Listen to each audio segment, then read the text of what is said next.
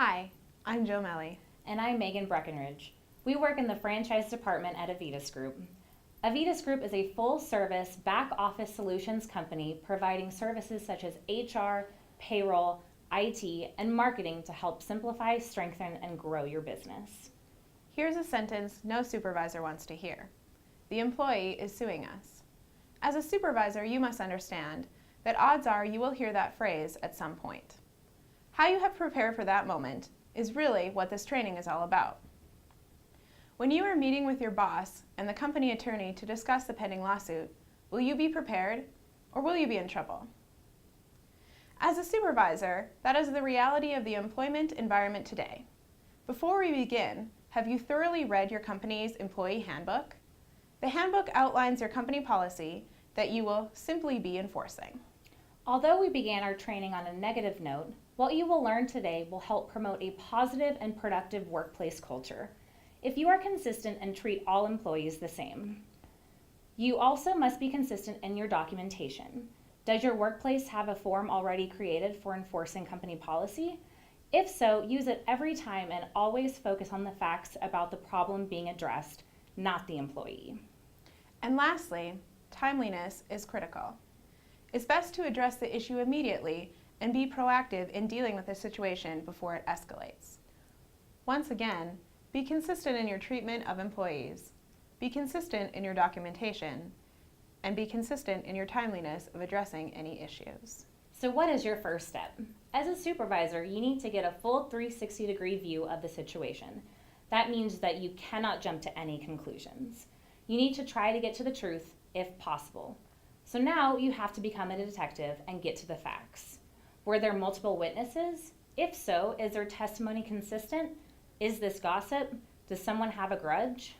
Never make accusations and investigate before jumping to any conclusion. As you continue your investigation, you will need to document your steps along the way with your findings. If there is physical evidence, it will need to be preserved for future use and not altered in any way.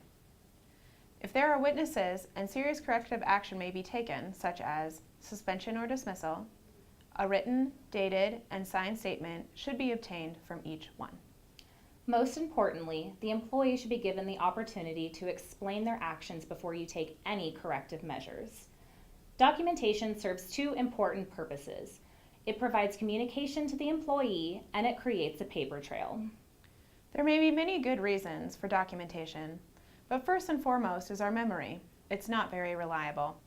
If your company already has a form available, use it. If not, you may want to get together with your HR professional for consistency. A couple of quick warnings. Your description must be measurable and specific and avoid drawing conclusions. Our corrective actions are corrective counseling, memo to file, oral reprimand, written reprimand, suspension with or without pay, disciplinary demotion, and termination. As you enter into the corrective action, clearly explain that this is a specific action for a violation of a policy. Clearly explain where they are in the corrective action process. We save termination for the very end because it's the most drastic corrective action and must be done correctly.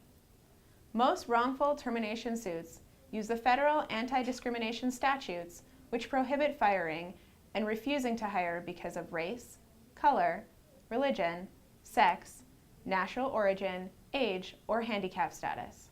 Following proper documentation will help you. As a supervisor, documentation is a very important part of your job and must be taken seriously. Whenever a disciplinary situation arises, consult with your human resource representative.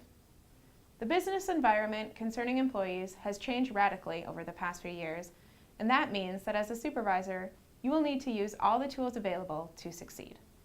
Be consistent in your treatment of employees, your documentation, and your timeliness dealing with any issues. I hope you've enjoyed learning about the types of documentation you need for solving employee problems.